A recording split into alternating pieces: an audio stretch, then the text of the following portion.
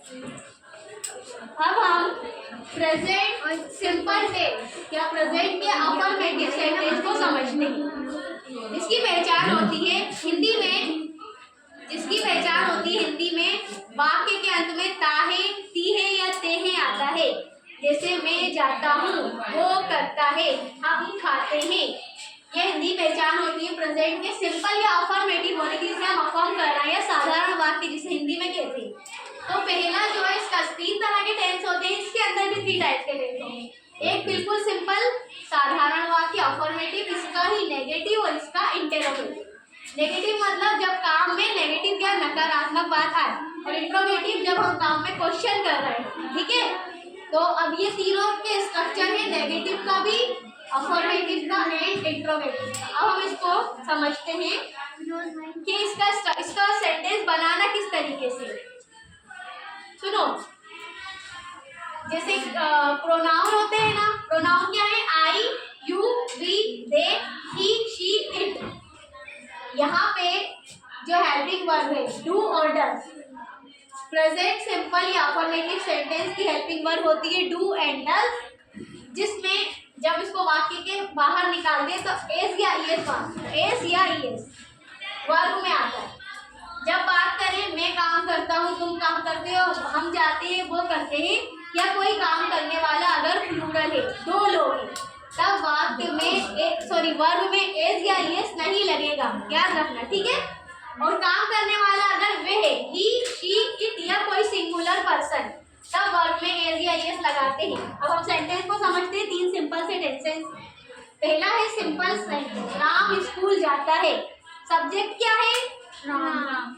क्या है structure? Subject के बाद क्या लगाएंगे? वर्ब की फर्स्ट फॉर्म एस या ईएस, बाकी जो बचा हुआ ऑब्जेक्ट। अब हम इसको देखकर इसको बनाते हैं। राम सब्जेक्ट है, हमने सबसे पहले लिखा राम। ठीक है, अब हमने क्या देखा? राम स्कूल जाता है, काम करने वाला सिंगुलर है या प्लूरल? सिंगुलर है। अब हम देखेंगे कहाँ है सिंगुलर, यहाँ पे। तो सिंगुलर में वर्ब के साथ एस या ईएस लग रहा है। वर्ब क्या है यहाँ पे? जाना। जाना की हिंदी क्या होती है? गो। ठीक है, अब एस या ईएस लगाएंगे तो क्या होगा? Goes. Ram goes to school. ये हो गया इसकी हिंदी।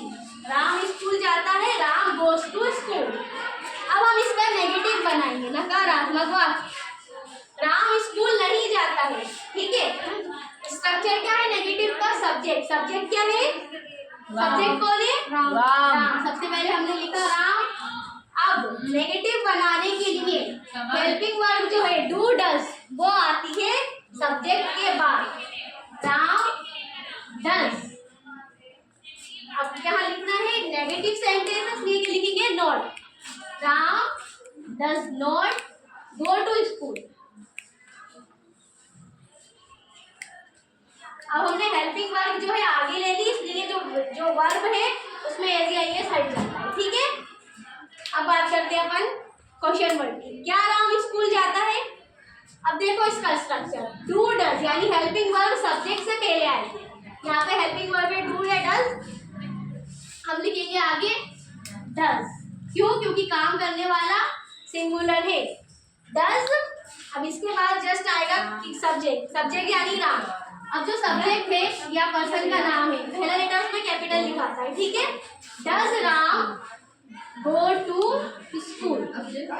क्या राम स्कूल जाता है? लास्ट में क्वेश्चन मार्क आएगा। अब इसमें भी क्योंकि हमने एस या ईएस डज के साथ बाहर ले लिया, इसलिए यहाँ पे सिर्फ वो आएगा, ना कि